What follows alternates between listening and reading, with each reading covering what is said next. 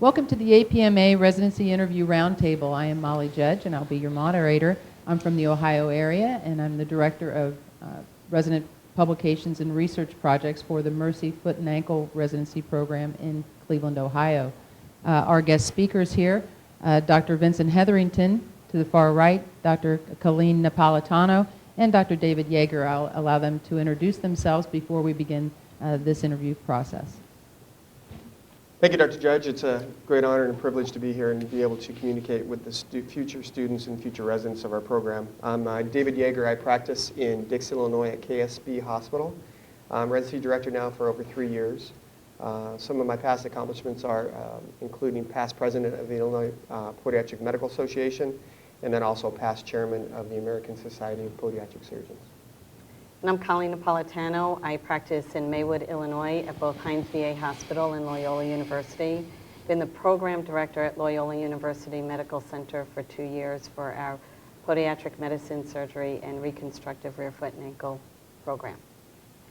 Hi, I'm Vince Hetherington. I'm the Senior Associate Dean for the Kent State University College of Podiatric Medicine, and I'm affiliated with the University Hospital, Richmond Heights Medical Center, Kent State University College of Podiatric Medicine Residency Program. Very good. So it's an honor and a privilege to be here amongst this faculty. And we're taking a step back here, and we're looking at this process as one that will benefit our medical students in the field of podiatry. And looking towards their residency program, we're thinking of things that are fundamentally important to them as they consider interviewing at their potential residency locations. Now, Dr. Yeager, is there a clerkship that is required to be an interview candidate for your program? Not necessarily, Dr. Judge. We do give heavy emphasis on people and students that actually visit our program for a month at a time. The way that I envision the clerkship is it's an interview month. Do I give preferential treatment to those students that spend a month with us? Yes. The way I look at that is if I'm going to spend 3 years of my life with someone, I would like to get to know them not only socially, but also personally, and then also educationally as well. And so that month gives me the opportunity to get to know them on those 3 levels. Now, does that exclude people that come and visit? No. Does that exclude people that actually are interested and come maybe spend a week or so? No. But it does give the people that come in for a clerkship for a month the opportunity to have a greater advantage than those that just visit or visit for a very short time. And Colleen? My program's a little bit different because we are a mandatory clerkship for the Scholl College or Rosalind Franklin. So although you don't have to do the clerkship to get the program, it definitely is a distinct advantage doing it for the same reasons that Dr. Yeager just pointed out. You have a month to really see somebody and get to know them. But we've also, right now, one of our second-year residents is somebody who visited and actually kept in touch with the attendings that they worked in the clinics with and up to date on some of the patients that he saw. So there is a distinct advantage for doing the clerkship, but again, it's not exclusionary. Okay. Well, we know that not all programs have or require clerkships, and some programs are fundamentally different than others. And Dr. Hetherington, can you clarify for your program? Our program, the students that do the clerkship are definitely at a distinct advantage. But in reality, we don't really have an open clerkship. Our students do the bulk of their medical rotations currently through the university hospital system. And all of our students obviously rotate through the college clinics. So for our residency program, the selection committee really consists of clinical faculty from the college and clinical faculty from the hospital. And it's more based on student performance during their clinical experiences. And it's a committee decision that decides how we select our residents. So it is very similar to what Colleen was saying in the sense that it does serve as a site for training of the college students because of the amount of students that have the opportunity to rotate through the university hospital system in medicine, wound care, emergency room, those types of experiences. Okay. Now, we'll start with you, Colleen. Do you use any kind of filtering methods before you select a candidate for interview, or do you take all comers? No, we can't take all comers because last year we had over 170 applicants. So when we go to start to do the narrowing of candidates, the first thing I do is pass out all the applications to not only the other attending staff, but also my residents. Because the character, we look for three things: character, competence, as well as chemistry. And so when we have somebody who just, for whatever reason, didn't work well with other people, they're automatically eliminated. And that's from even nursing staff. If they've said, oh, this person, we take everybody in. So that's the first line of narrowing the selection. If there's somebody who hasn't really visited, but they're exceptional when it comes from a different school, with that I end up looking at class ranking versus GPA, because I find with the way the transcripts are right now with the different programs, that it's too difficult to really know what one GPA at one school means compared to the other, and that's where I go with class ranking. Sure. And Dr. Hetherington, what are your thoughts on that? Well, what we look at is, as I was mentioning before, how they fit within the environment when they were in their senior year. And so a lot of it comes down to what their character was like, what their motivation was like, how they interacted with members of the staff and the residents, not just the podiatric residents, but the medical residents as well. So I think that's one of our main criteria. But the other thing that we look at, and I think students need to be aware of this for all programs, is there something in this student's educational background, history, that makes them stand out? You know, what I get often from students, you know, in my position at the school is, you know, they tell me, well, Dr. Hetherington, I passed my boards, I passed my courses. You know, why didn't I get a residency program? Everybody that's in the applicant pool has passed their boards and passed their courses. What makes you stand out? What have you done above and beyond just sort of meeting the criteria to graduate? And that can be anything from service-based to the community that's involved.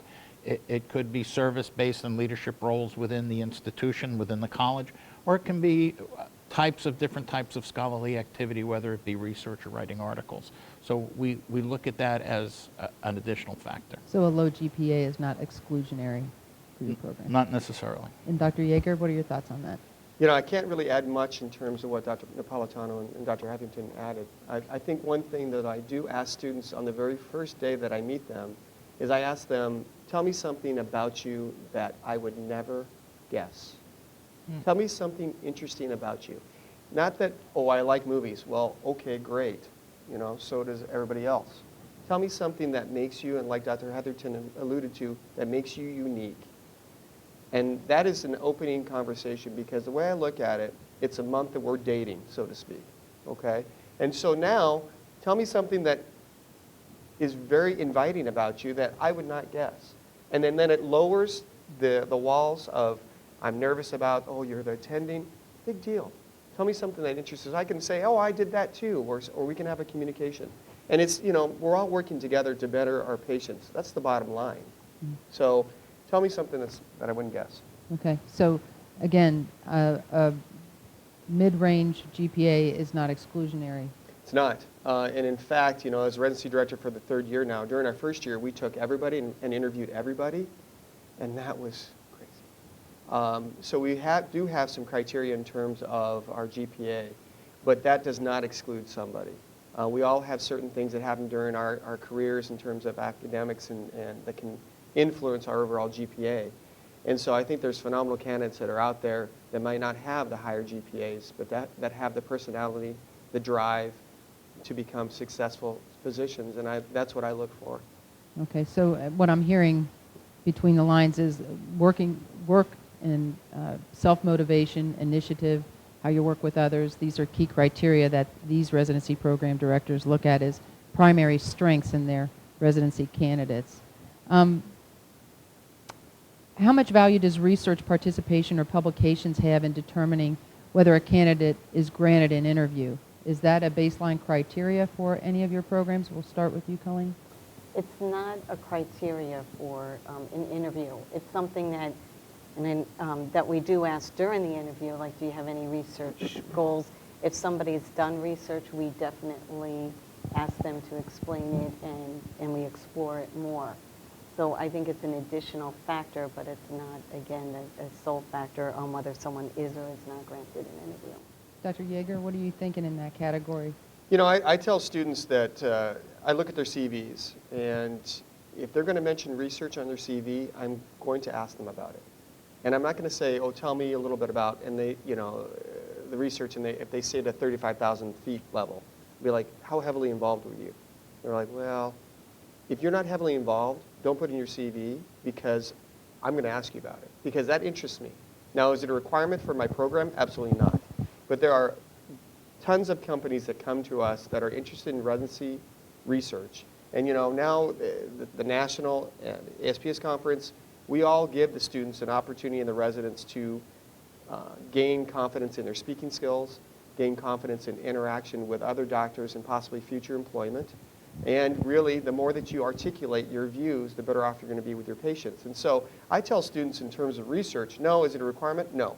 Is there opportunities when you're a resident? Absolutely. And if you have the opportunity to do it as a student, it'll give you better advantage as a resident because you've had some experience in formulating how to do research.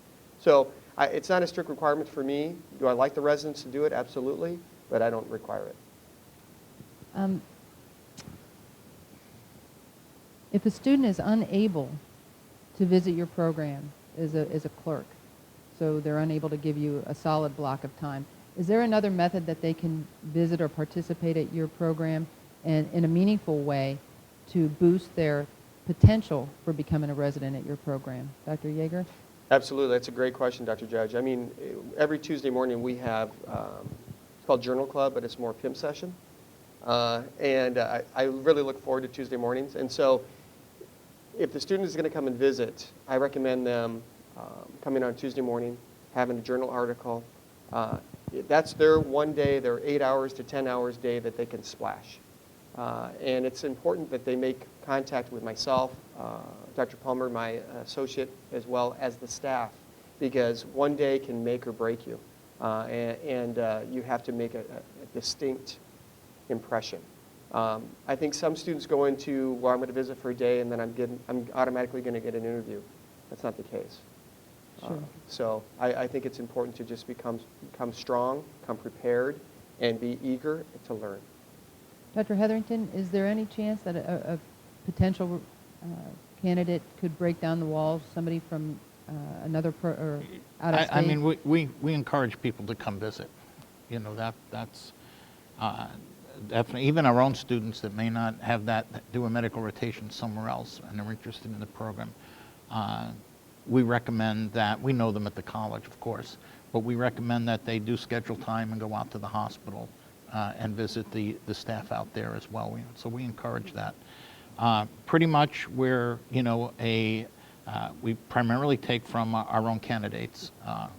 As you were mentioning before, we don't interview because we know the candidates, but we do look, as a lot of other programs do, for any type of activities above and beyond just going to class and meeting the requirements. You know, we look at clinical evaluations especially, but also for the research aspect of it. And one of the things that I tell students, and I think this is what David might have been referring to, is don't ever pad your CV with a research project. I mean, there's students who always say, I want to do research, and they show up once, and they never come back, but it ends up being on their CV. And I said, because it does two things. One is, somebody's going to ask you about it, and you really better know it in detail. And if you don't, that tells them something right away. The other aspect of it is, if you've done research and you've stayed up with it, if they ask you that question, that kind of takes the interview and puts it in your hands and allows you to shine. So I think if you were to list research or publication or anything that you were working on, it has to have something that had a time commitment to it, that you did put that effort out, and that you really understand the topic area that you were working on. Obviously, a poster presentation or a publication is a great thing, but it shows above and beyond work and initiative and that I look for. And especially if you ask them about it and you could see, many students say, well, I did this. And you could see them come alive in it. You know that, it's something that they really enjoyed and they obviously enjoy self-directed learning and that type of thing, because you need to be that type of person in order to do the research. And just to piggyback on what you're saying, Vince, is like, you're exactly right. You control the interview from that perspective. Now, let's say you have a 15 to 20-minute interview. If you can speak on your research for 5 to 10 minutes, that's 15 more less minutes, or 10 minutes that you have less for questions that you get asked. Mm-hmm. And so now you're much more impressive during that 10 to 15 minutes that you know everything about than opposed to something you might not know much about. So I totally agree with you. What do you think about some of the resumes that cross your desk where the medical students are indicating that they've participated or written for journals that are not peer-reviewed in any way? They're writing a paper for a throwaway journal, but they have a litany of projects that they've done. How does that impress you? Should the candidates be including publications that were not peer-reviewed? What do you think on that, Dr. Hetherington? Well, I think for a student, I really don't have a real problem with that. And I know there are some things that we have an opportunity at the college to do where students can abstract articles and for a publication, and they work with a faculty member. And the faculty member, and may not be from our school but other areas, write the critique on the article. And they do a couple of about 4 articles doing it, but it does take time and effort, and you can't just throw garbage down, because I'm going to read it, and it better reflect what I expect in that article and that type of. So I think it's not a tremendous thing. It's not like an individual research project that they designed and that type of thing, but it does. Not every student wants to do that, and I think by doing that, it does show that this individual is interested in doing something more than just what was required, whether it's in a non-peer-reviewed journal or, a lot of posters that are put up by students at meetings are not really peer-reviewed. They're done with faculty and attending, so they're good quality there. But I don't think that should disqualify them. It doesn't really need to have to be something that's been submitted for publication or published in a peer-reviewed journal. It's the commitment that they made to do more. Colleen? And that's what I agree with, is that it shows an effort. At our program, there is a research project that is a requirement, and to get a research project to publication takes years, in a quality project. And so to expect a student to be able to do that by the time they reach your interview process, I think is a lot. But if they do any research, whether peer-reviewed or not, still shows the effort and, like Dr. Harrington said, the commitment to do something above and beyond just taking a class and passing it. Other comments, Dr. Yeager? Or is it I been said? totally agree with the panel. The one thing that I would ask the student, though, is why not? Perhaps the person that they're working with is not educated enough how to submit it to get peer-reviewed. It could be a perfectly great article, and that just they haven't gone through the process of getting it peer-reviewed. So I would ask them why, or what's their intentions with this. Okay, so on that same note then, to what degree do you weight extracurricular activities? You may get a 4.0 candidate and someone who's smoked the boards that have come their way, and they come through the door saying, hey, I am fit. How much do the extracurricular activities, and that could include past work history, how does that impact how you weight that candidate? Can we start with you, Dr. Yeager? Sure. I think it weighs heavily. In fact, I think that becoming a physician is not only being able to articulate what's wrong with your patient, it's being able to communicate with them on a level that they understand. Studies have shown that patients only understand about 10% of what they tell them, or what we tell them. And so if we can communicate through our extracurricular activities, whether it being, I was a waitress, or whether I was a flight attendant, or whether I was doing something where I was volunteering at a homeless shelter, all of these things actually go towards the whole compilation of a physician. And I think that it's really important for us to, at our residency, we pick people not only on their GPA, which is just one small area, but we pick on their personality, we pick on how well they articulate and work with the staff, we pick on a multitude of different things ranging from their extracurricular activities to everything else. And in fact, on our exit interview that I have with the students with each month, I ask them, tell me a joke. And inadvertently, the students, what do they always ask? You want it clean or dirty? Which I love that. Because, you know, it shows that there's a personality. It shows that they have a sense of humor. It shows that beyond getting to know what they are on paper is a real life person that I'm going to deal with for 3 years. And so that I think that's vitally important. And Colleen? I agree. I think the extracurricular activities not only go to the character of the person, but it also goes to a lot of time management too, especially if they're doing that through school. So if they can do that and still successfully succeed, then I think, again, it's showing to the character of the person, as well as their commitment to the community and or something else. And Dr. Hetherington? You know, it's sort of like what we were just talking about before in terms of research. What we look for is not just, I was a member of the student chapter of X, Y, and Z. We look for somebody who was actively involved in the leadership of that group, whether it be their American Podiatric Medical Students Association, in my case, the Ohio Podiatric Medical Student Association, our surgical clubs or medicine clubs, the dermatology club, but that they played a leadership role in that area. Because a lot of students will just sign up for clubs and maybe they'll go to meetings, maybe they won't.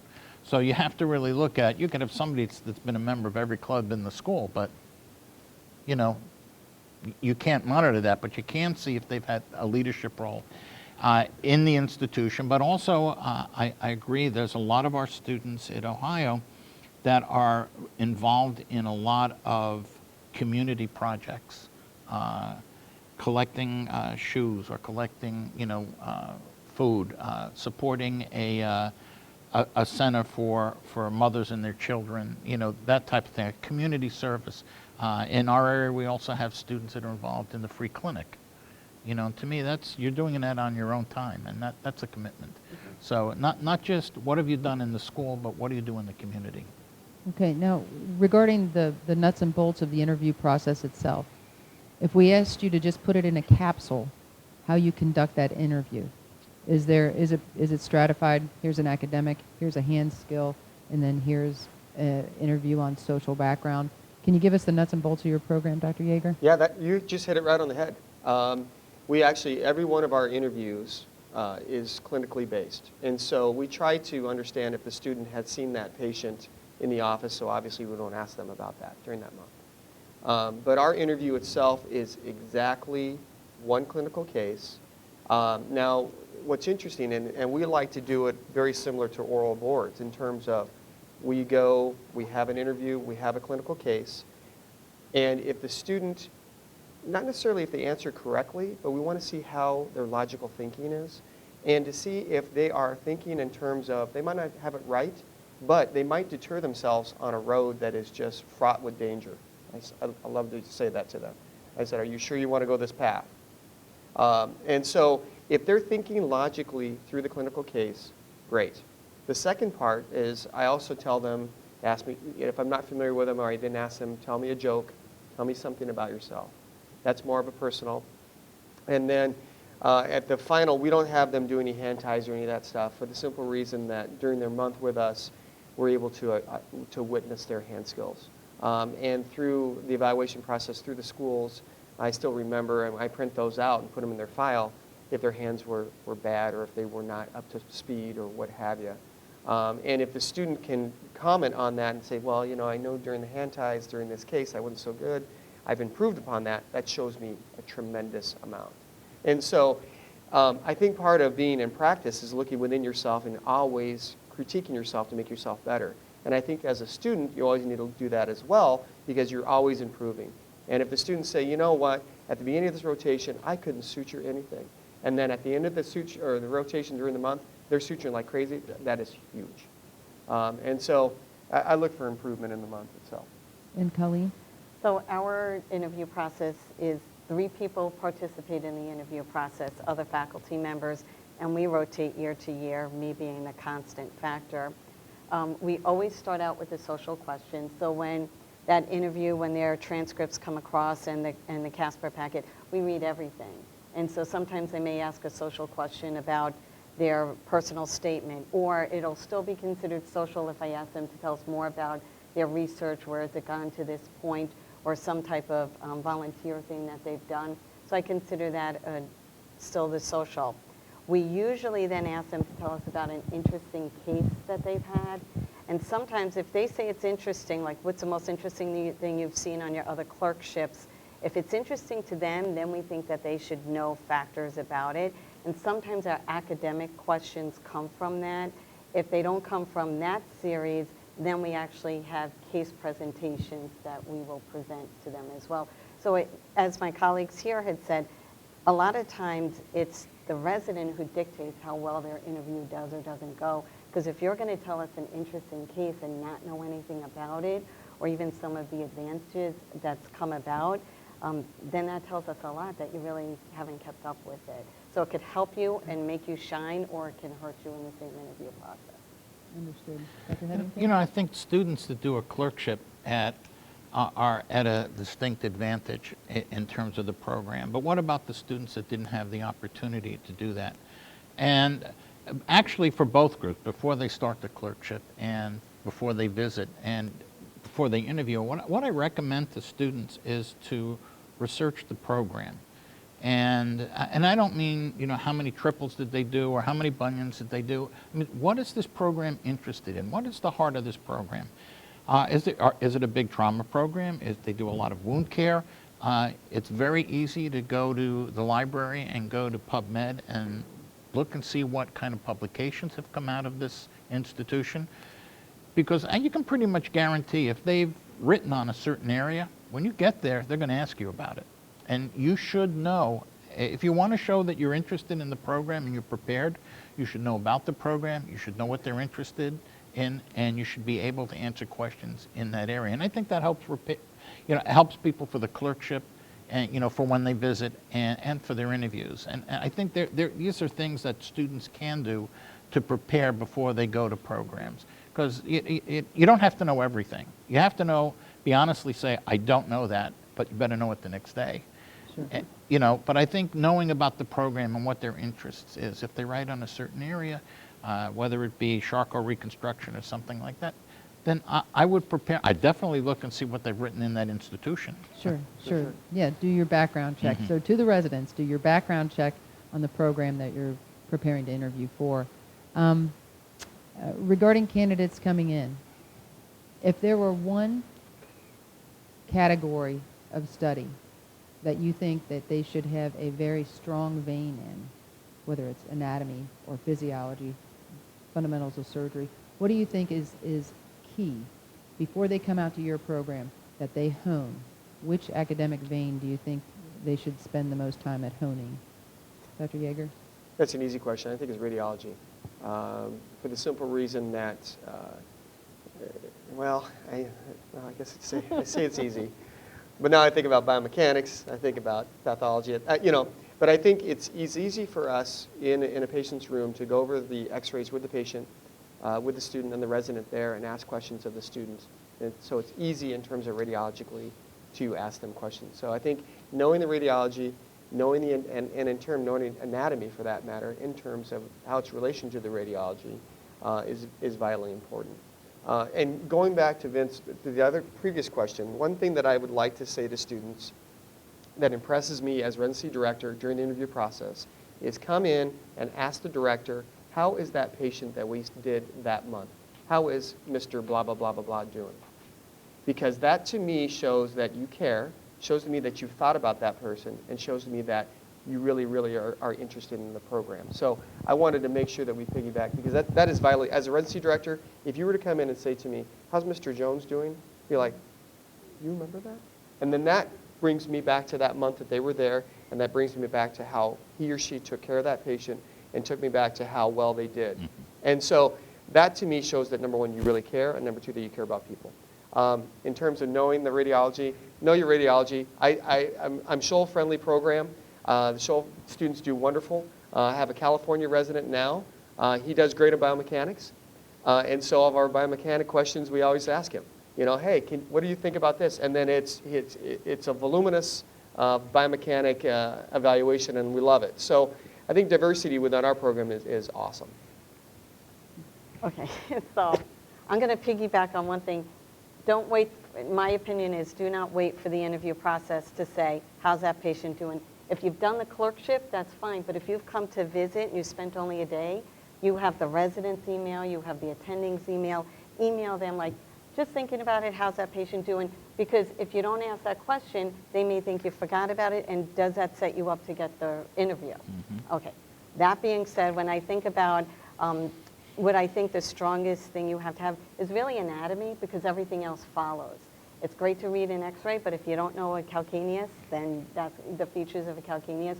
So I think anatomy is what sets everything up for the surgery, the biomechanics, the radiology reading, and things like that. So that would be my strongest venue for people to know.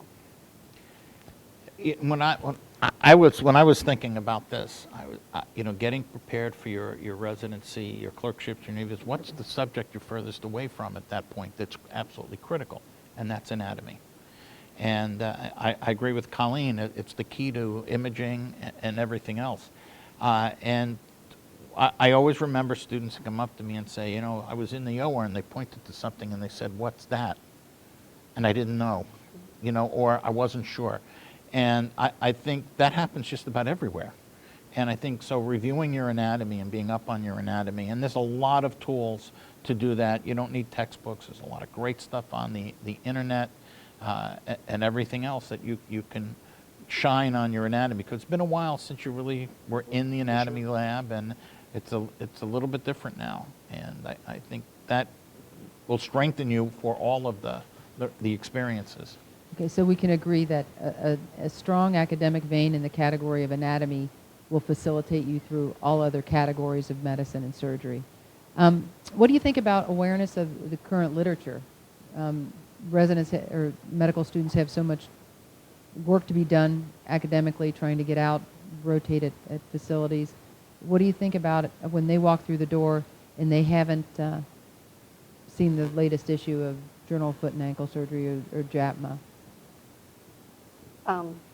There's not, with the way technology is and they have easy access to it, they may not have read the last or yesterday's version, but they should know what was out there.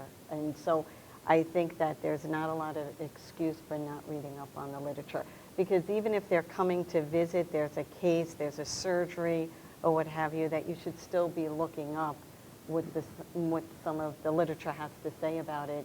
Dr. Yeager made mention of their Tuesday morning Journal Club. We have every Thursday morning as a podiatry indications conference where we present a case with the most recent literature. And it's not that the students are rotating with us don't know about that. So we expect them to know about it. And Dr. Hetherington?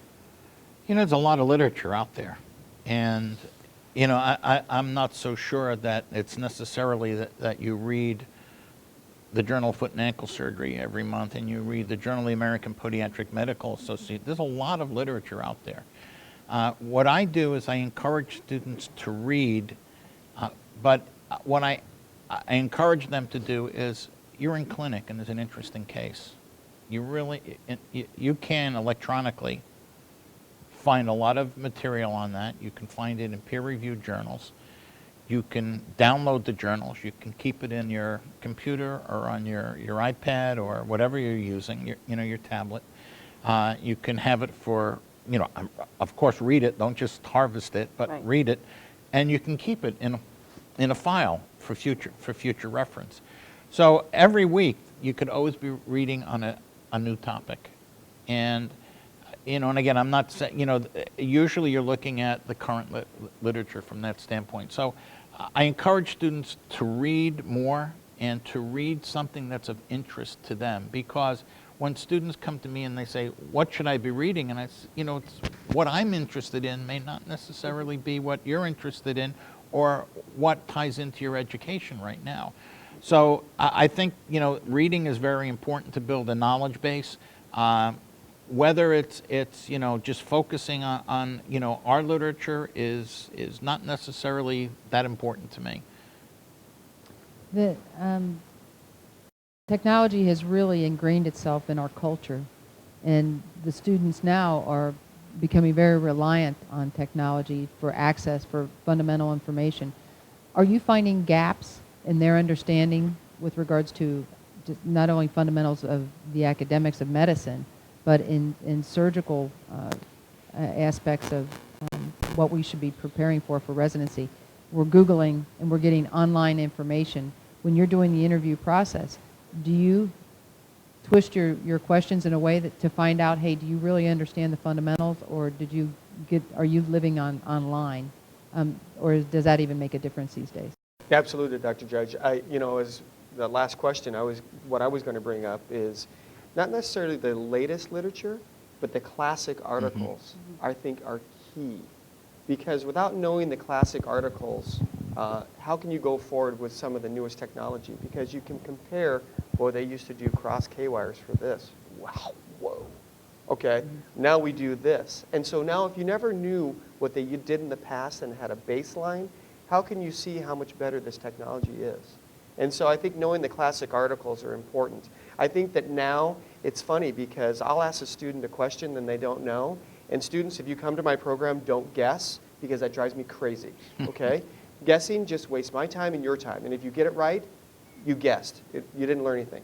Also, do not whip out your phone and try to get the answer there for me.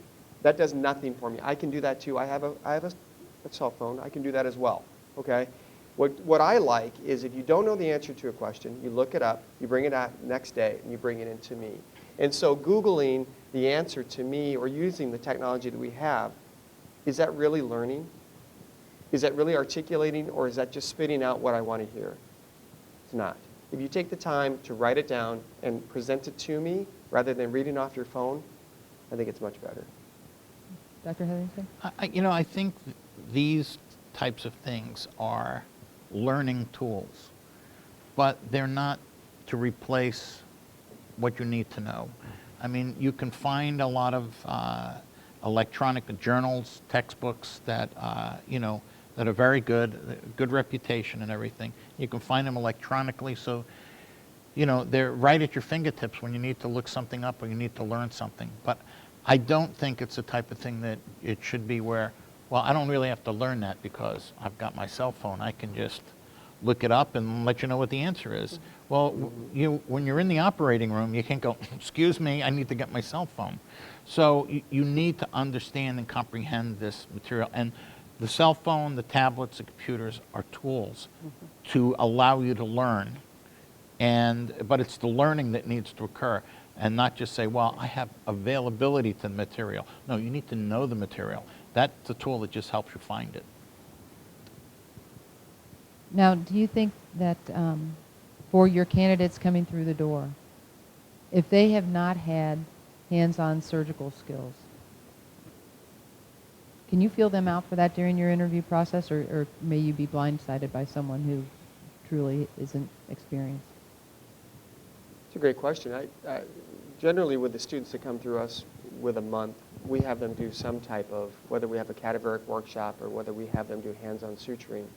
And so we are able to really see if they have problems with their brachial plexus. Part of being a residency director, however, is taking them from that point where my first-year residents always call it the earthquake effect, because the first time they pick it up, there's like an earthquake, to the point where after their 6 months of being with us, that we've done so many cases that now they're confident and they're throwing sutures and what have you. So it's part of my job as residency director to take them from the earthquake and get them to the point where they're confident enough and the ability to throw that screw or to fix that ankle fracture or to do that type of stuff. That's my job. But they have to work together to do that. And if they can't practice, then they're not going to be able to do, and I'm not going to be able to hand over the knife to them and feel confident about that. So for the people who rotate through our clerkship, that's what we consider one of our C's is the competence. And it's the competence with your hand skills, or even the competence to say, I don't know that answer. Knowing what you don't know is part of the competence. Could we be blindsided? Because we don't do any dexterity tests when we interview. Could we be blindsided? Yes, but that's a person who's actually going to do, you know, you're going to set up a suture workshop so they have extra access to that.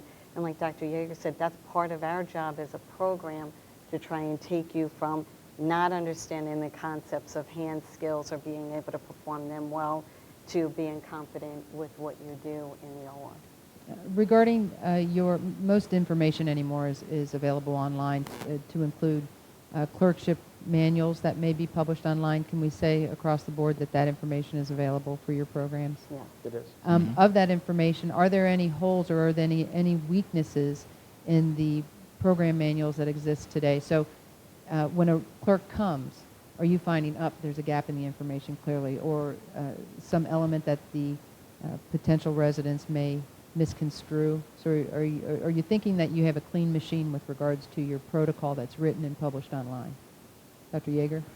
I actually proofread and submit that. So it's my fault if there's a fault there or a gap.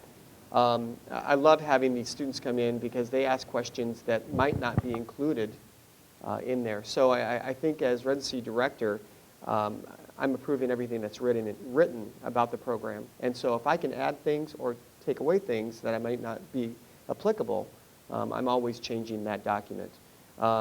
I think that's why it's important to come at least visit or at least spend a month, so that if there are holes that are not being able to say on one sheet, that you can actually ask. Because there's a lot of benefits of our program that I necessarily cannot add on there. Our manual, our clerkship manuals, made available when we find out who's coming to our program. It's directly emailed to them, but it's also on-site available through the school. And it's pretty comprehensive just because it is a mandatory rotation, and we've been having people come in and rotate for, 30 plus years. So it's been updated as it goes along. So I think it's pretty comprehensive. Our clerkship manual, like we have a syllabi for the medical rotations, our clerkship manual is pretty generic about what the expectations are, behavior is. And I think many of them are based on policies and procedures within the institution, either the responsibility of the school or responsibility of the hospital. I don't know of a lot of programs, and then again, I don't read a lot of clerkship manuals, because they're usually sent or out by the institution or made available by the institution, that really have anything that says, you're going to be with us for a month. Here's what we expect on day one. I think that's a gap in a lot of clerkships. And, I encourage my students to call the programs, call the resident in advance and say, what do you expect me to do when I'm there? Am I going to be required to do a total history and physical exam day one? Or, what skills do I need on day one, minute one when I walk in the door? And I think that's important. I think there's something else when you talk about an individual's skills, manual dexterity, and that type of thing. You have to look at the entire continuum of the training process. And a student that's in their first month of clerkship ever is going to be a lot different than that same student 10 months later after they've had 4 or 5 clerkships under their belt. So I think there's a lot that you have to weigh in judging the performance of an individual student. I just wanted to make that point on it. When you say, well, what about their manual skills? Well, it's the first time they've really been in a clerkship in that environment, in a hospital, with residents as part of that podiatric medical team. I mean, they're not sure what's expected of them. They've had, what a lot of the schools offer in terms of suturing experiences. It could even be, if they've had their emergency room rotation and they've been putting in tons of sutures, they're going to be different than the individual who just walked in the door and hasn't had that opportunity. So I think you have to weigh certain of their skills based upon their experience. And we actually have the students contact our residents, and we have a PowerPoint presentation that we send to the students, giving them everything that they need. And piggyback what you were saying, Vince, in terms of having the students, I tell them on their exit interview, if you are truly interested in my program, come back and visit. Mm-hmm. If you come back and visit and you improved on, because they don't think that I remember things, but I remember things. If you improve on your suturing skills, that's a definite bonus. And evaluating yourself and looking within yourself to see what you need to improve on is Mm-hmm. huge. And so if you come back and visit, that's number one, shows me your level of interest, and number two, sees how improved you are. You hit it right on the head. That's a good point. Okay, so our time's getting more narrow now, so we're going to start moving a little quicker. With regards to the ranking process, number one, and just briefly, is it a sole person who does the ranking of the candidate after they've gone through your interview process, or is there a team that puts their heads together to determine what the ranking is and how you select your residents? Dr. Yeager? There's a team. Myself, the first-year resident who also attends the residency interview process with me, and our residency coordinator, we are the team that makes it up. But we go down to Texas or wherever we're going to be at Cripps with a list of how we are going in to rank them. However, there have been times, in going on 3 years now, that every single time we were surprised. Sure. So it's a team for us.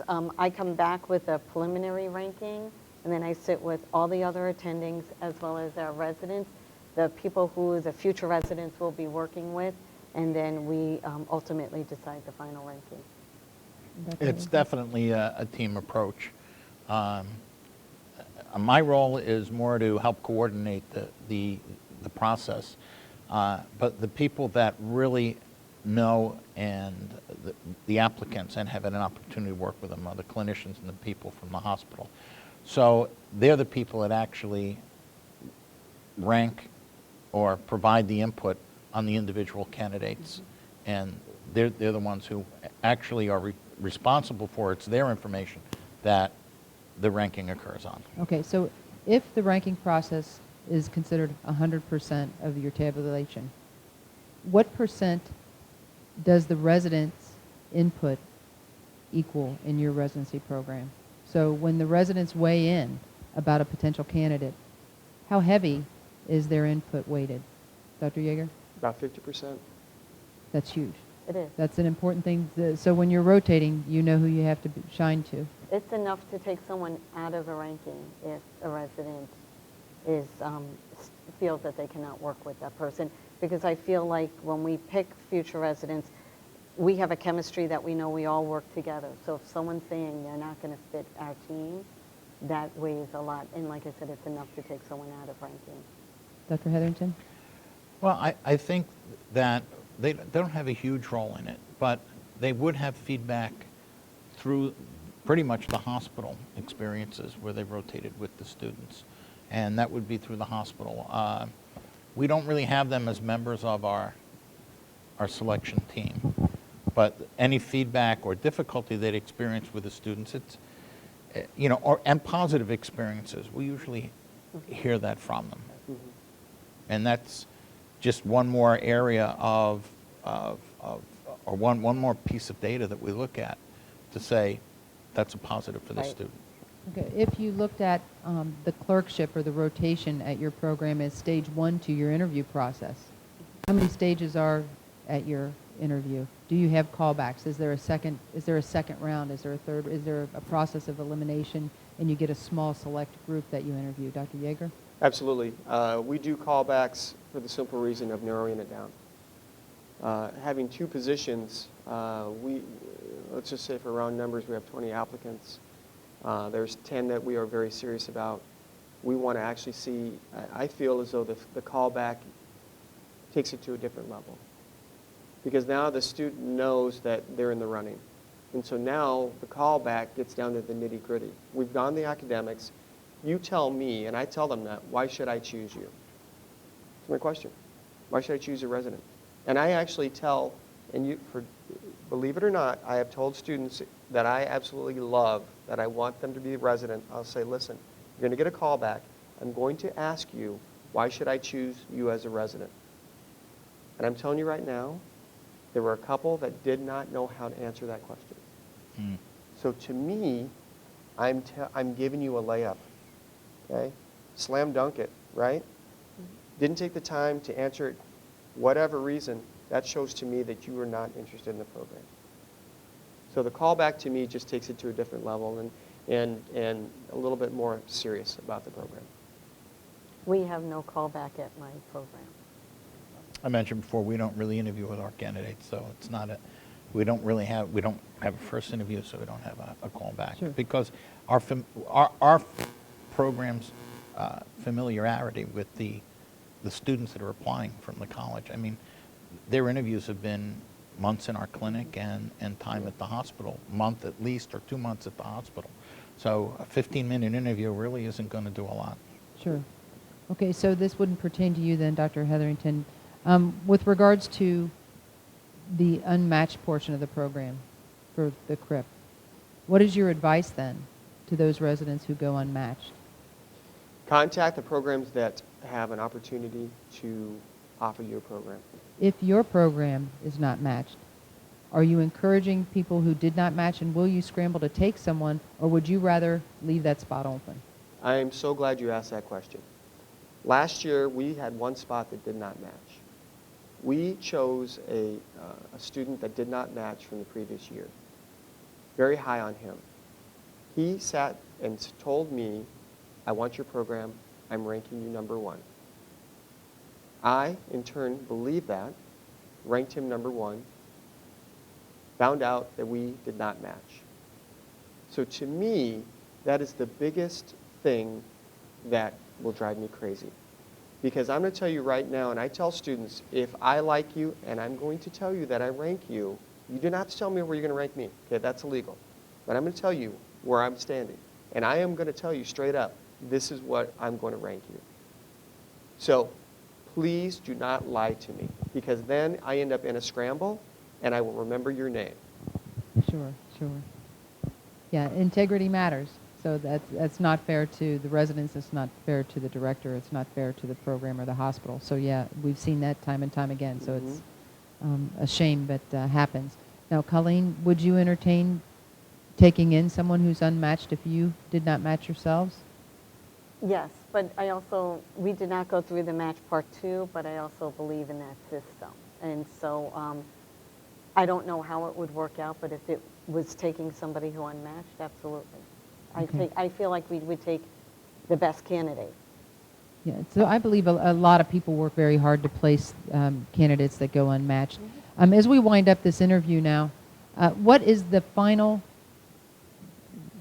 mention, what is that final note that you want the residents to hear, that pitch-perfect suggestion to them as they prepare for their interview process? What's the final word for them, Dr. Yeager?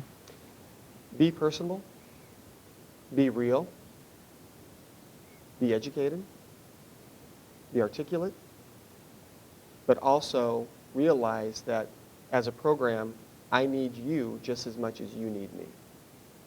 So going forward with that comment does not mean that you have automatic attitude that you need me. No, it's working together. It's being personable. I would much rather have someone that works their butt off than someone that is lazy and brilliant. Sure. Mutual respect matters. And that would be my feeling, is that any resident that we take, we're taking you on as part of our team, not just a resident to be. And if I can say one thing, is let the system work. Let CRIP and the match do its job. Be fair to yourself and run the gamut. Don't drop out because someone offered or suggested that you had to. Let it run its course, and I think you'll be fine. Yeah, I think, it came to mind when you had just mentioned about students that are unmatched. And from a different perspective now, not from residency director, but dealing with unmatched students. And when I sit down and talk to students, there's a couple of things that I think students need to realize. Is how competitive are they? There are some very competitive residency programs in the country. If you are not one of the highly competitive students, if you apply to it, that's okay, but you better have an idea of, where do I fit in this? I really want this program. But sometimes what we see is students that, one, don't apply to enough programs.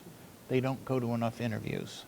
They limit their geographic choice of programs. And because of that, they get into a position where they have so few choices that it's very difficult for them to be matched. You know, what I advise the students is think about it as, you know, the programs you really want, the programs that you're interested in, and then they have a third level of programs that are programs that would be, I could really, you know, I could do this residency program. But I think, you know, some students tend to really limit their opportunities. And it's not always the students that we were saying that are the lower GPA. Some of them are very bright students, and you just can't figure out why they made those choices. I'm not going to go to, I can only think, excuse me, in the Ohio area. Well, think about it. There's a lot of programs in Ohio, but there's a lot of applicants in Ohio. And I think that there are a lot of other errors that are made, and it's probably a time for a different topic at one time, you know, just to talk about errors made in the application process, in preparing the application, in preparing your personal statement, in limiting your options, and limiting yourself geographically, and other issues that all play into this situation of an, you know, as it's very important for the students to understand. You know, when you don't match, it's not necessarily because you're not qualified. It's you restricted your opportunities, and that's something that needs to be Students have more addressed. control than they know. So don't let geography limit your opportunities in interviewing. One final question then. With regards to those unmatched applicants, what is your advice to that applicant on what they should do during that next year to improve their opportunities in the interview process for the subsequent year? Your comments, Colleen? Stay somehow active in podiatry, whether it's participating in the homeless shelter, whether it's working with the facility and doing research, but still staying active with podiatry, I think shows a lot of incentive. And still, during that year, start visiting the programs that may be of interest to you next year when you go to, you know, go through the interview process again. Well, Dr. Hetherington, how realistic do you think it is for someone who went unmatched to show up your door and say, hey, I want to participate in research with you? Well, actually, we have a research opportunity for unmatched students at the college. It's matching funds between the college and the APMA. And this year we did take a student who was unmatched the year before who did our research fellowship. When I look at this, I agree with Colleen. They need to have stayed within the profession and kept active. There's a reason they didn't match. And if it's because they went about the application incorrectly, you know, they applied to 3 programs, and that they can fix easier. If there was another reason, perhaps their clinical evaluations, or maybe they just don't interview very well. They've identified what those weaknesses are, and they've done something to address those weaknesses. And I think any type of work that they can do in terms of writing, scholarly activity, research, being, again, as Colleen said, active in the profession, and visiting programs is the way to get back into it. But identify what the error was, identify weaknesses, you know, fix those weaknesses. I mean, at the college, we would help any student from that perspective, you know, getting back into the match again and trying to help them with whatever the problem was. And some are very good students, just made a bad choice in the application. And others struggled with certain areas that need to be, you know, identified and worked on. Sure. Dr. Yeager, final thoughts on that? Yeah, I agree with Colleen in terms of staying active, because you have to keep your skills up to date. I think one thing, though, I would recommend for the students that unfortunately don't match is keep in contact with the residencies that you love. Contact them and say, can I, you know, hey, Dr. Hetherington, do you have a moment to speak? I know that I was number 3, and I know you have 2 spots. I know I didn't match. I would love to come to your program. That, to me, puts my feet to the fire and explains to you, the student, why you didn't match. And that says to me, wow, this student really wants to come here. And so I don't have a problem with the student contacting me via email or via calling me and just saying, you know what did I do wrong during the interview? What can I improve upon? And I would love to be a resident next year. To hear that from a student out of their mouths goes miles for me. So follow up of your own interview process. You do have more control than you know on the outcome and what your future may bring. So I truly appreciate your time and attention. and the faculty that we had today. It's been an honor and a privilege to work with you today. It's been a pleasure. Thank you.